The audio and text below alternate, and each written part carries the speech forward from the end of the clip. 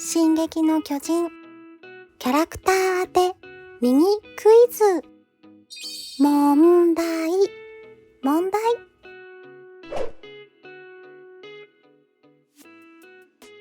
明るくて前向きで食いしん坊な人は誰でしょう？明るくて前向きで食いしん坊な人は誰でしょう？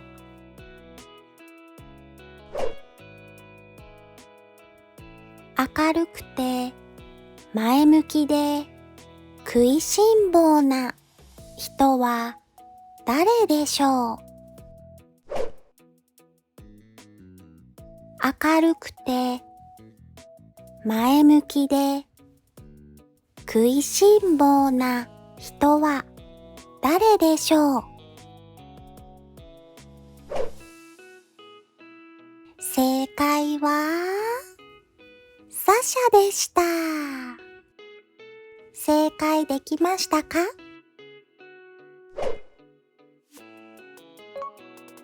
明るい前向き食いしん坊というのは食欲旺盛で食べることが大好きな人のことです。サシャにぴったりの言葉ですね。今日はここまで。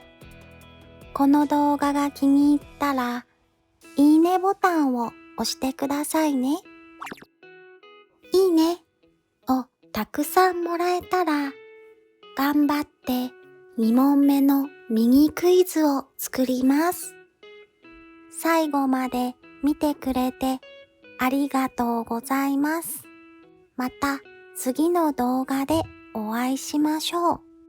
またねー。